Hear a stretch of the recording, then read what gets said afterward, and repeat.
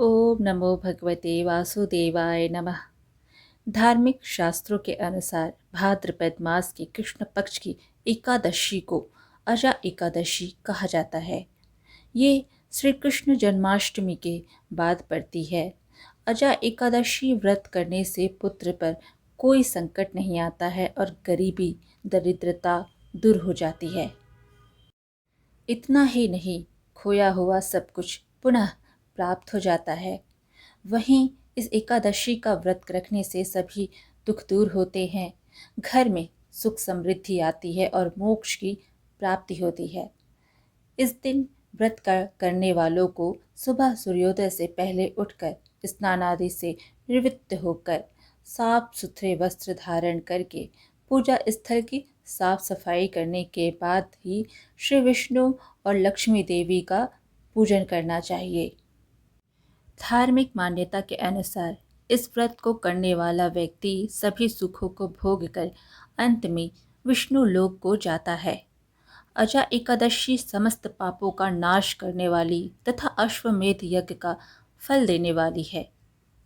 इस दिन विधि विधान पूजन के पश्चात व्रत कथा पढ़नी अथवा सुननी चाहिए। निराहार व्रत रखकर शाम को फलाहार करके अगले दिन ब्राह्मणों को भोजन तथा दक्षिणा देने के बाद ही स्वयं को भोजन करना चाहिए। अब कथा का श्रवण करते हैं। कुंती पुत्र युधिष्ठिर कहने लगे कि हे भगवान, भाद्रपद कृष्ण पक्ष की एकादशी का क्या नाम है? व्रत करने की विधि तथा इसका महात्म्य कृपया करके कहिए। मधुसूदन कहने लगे कि इस एकादशी का नाम अजा एकादशी है। यह सब प्रकार के समस्त पापों का नाश करने वाली है। जो मनुष्य इस दिन भगवान ऋषिकेश की पूजा करता है उसको वैकुंठ की प्राप्ति अवश्य होती है। अब आप इसकी कथा सुनिए। प्राचीन काल में हरिश्चंद्र नामक एक चक्रवर्ती राजा राज्य करता था। उसने किसी कर्म के वशीभूत होकर अपना सारा राज्य व धन त्याग दिया, साथ ही अपनी स्त्री पुत्र तथा स्वयं को बेच दिया। वह राजा चांडाल का दास बनकर सत्य को धारण करता हुआ मृतकों का वस्त्र ग्रहण करता रहा, मगर किसी प्रकार से सत्य से विचलित नहीं हुआ। कई बार राजा चिंता के समुद्र में डूबकर अपने मन में विचार करने लगता कि मैं कहाँ जाऊं, क्या करूं, जिससे मेरा उद्धार हो। इस प्रकार राजा को कई वर्ष बीत गए। एक दिन राजा इसी चिंता में बैठा हुआ था कि गौतम ऋषि आ गए। राजा ने उन्हें देखकर प्रणाम किया और अपनी सारी दुख भरी कहानी कह सुनाई। यह बात सुनकर गौतम ऋषि कहने लगे कि राजन, तुम्हारे भाग्य से आज से 7 दिन बाद भाद्रपद कृष्ण पक्ष की अजा नाम की एकादशी आएगी। तुम विधि पूर्वक उसका व्रत करो।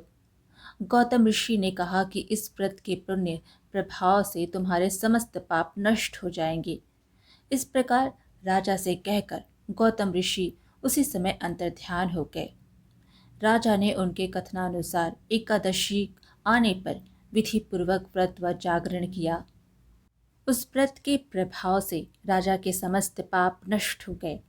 स्वर्ग से बाजे बजने लगे और पुष्पों की वर्षा होने लगी। उसने अपने मृतक पुत्र को जीवित और अपनी स्त्री को वस्त्र तथा आभूषणों से युक्त देखा। व्रत के प्रभाव से राजा को पुनः राज्य मिल गया। अंत में वह अपने परिवार सहित स्वर्ग को गया। हे राजन, यह सब अजा एकादशी के प्रभाव से ही हुआ। अतः जो मनुष्य यत्न के साथ विधि पूर्वक इस व्रत को करते हुए रात्रि जागरण करते हैं, उनके समस्त पाप नष्ट होकर अंत में वे स्वर्गलोक को प्राप्त होते हैं। इस एकादशी की कथा के श्रवण मात्र से अश्वमेध यज्ञ का फल प्राप्त होता है। इस प्रकार आज की कथा यहीं पर समाप्त हुई। फिर मिलेंगे एक और धार्मिक कथा के साथ। वीडियो पसंद आए तो लाइक शेयर ज़रूर करें और धार्मिक कथाएं सुनने के लिए हमारे चैनल को सब्सक्राइब कर लीजिए। धन्यवाद।